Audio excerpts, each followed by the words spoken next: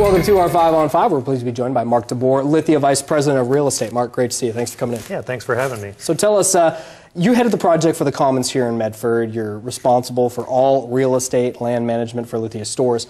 With 85 stores currently looking forward, is Lithia still in growth mode? We are. I mean, we're a growth company. We're always looking to acquire new stores. So we have some pretty aggressive targets over the next few years, and we're looking forward to accomplishing them. Excellent. All right, well, you primarily have stores in mid to smaller markets, but you recently got into the Portland market. Are we going to see more of that in the future from Lithia? No, Metro, really, we're really selective about the Metro markets that we go into. Really high lines only in Metro markets. Now, what would you attribute the success recently? I think offhand, forgive me, but profits up perhaps 40%. You guys are doing very well right now.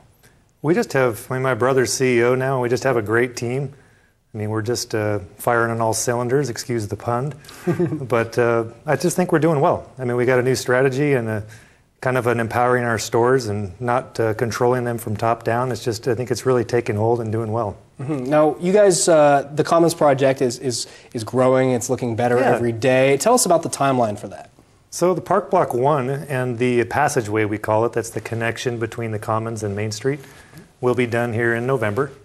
There's some events planned for next year. You know, the City of Medford Parks Department will actually take over management of that when it's done.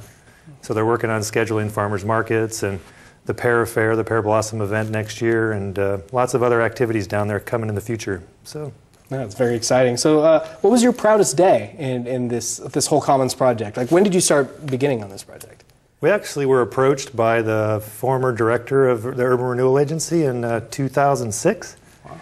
So quite a while ago. I mean, he knew we were actually kind of outgrowing our location here in Medford and knew we were thinking about building a headquarters building out by our Oregon Auto Mall out on Highway 62. So we were approached by them in 2006, and they came up with a great plan, and we're just lucky we actually listened to them and we implemented and made an agreement with them. So, yeah. What's been the highlight for you? Just seeing the conversion of downtown Medford. I mean, there's a lot of good momentum and activities and different groups. I mean, like Chris Dennett's doing something with Old Town, and the Heart of Medford Association's got their new kind of mantra going. Right, yeah. You know, what we're doing, I think all of it's good. I mean, we just kind of need to get an umbrella over all of it just to make sure we're all speaking the same language. But any activity downtown is good. Yeah, it's certainly exciting. We can all speak for that. All right, well, we're going to take a quick break. We'll have much more with Mark in a moment. Thanks. Stay with us. Welcome back to our 5 on 5. Again, we're here with Mark DeBoer, Lithia Vice President of Real Estate, talking about this Commons project. It's obviously been very exciting, and as you said, 6-year project. What's been the biggest challenge for you? Well, I mean, we develop car dealerships mostly, so, I mean, my background's a little bit in residential and commercial development, but it's a unique project. I mean, especially for an auto retailer to kind of have you know, to be able to make such an impact in a community and develop an urban downtown environment. So that's, I mean, the biggest challenge is that, just changing gears a little bit from what we normally do. You know, working with the city's been fun. I mean, we've had our moments. I think we've worked through everything pretty, you know, in good spirits. So, I mean, yeah, that's pretty much it. Yeah, and what was perhaps the biggest surprise? The biggest surprise? Still to come, I think, when it's done. Very nice.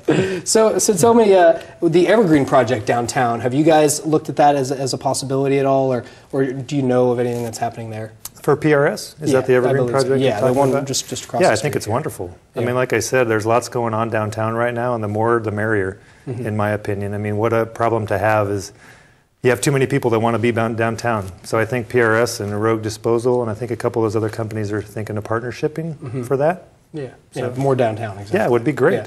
Now, you know, a lot of people drive by your beautiful new building there. What's it like inside? How, you know, give us a brief little tour. Hard to do so without the visuals, I would say. It is, but like I said before, I mean, we've transitioned to a new CEO, and it's just, the timing couldn't have been any better. I mean, it's just really changed our culture, and it's such a fresh, wonderful corporate environment to work in. I mean, it's just the attitudes of the employees, everybody's just on you know, high alert. Yeah. So it's wonderful to be there. Good, good. And tell us, your dad, Sid, is he still involved?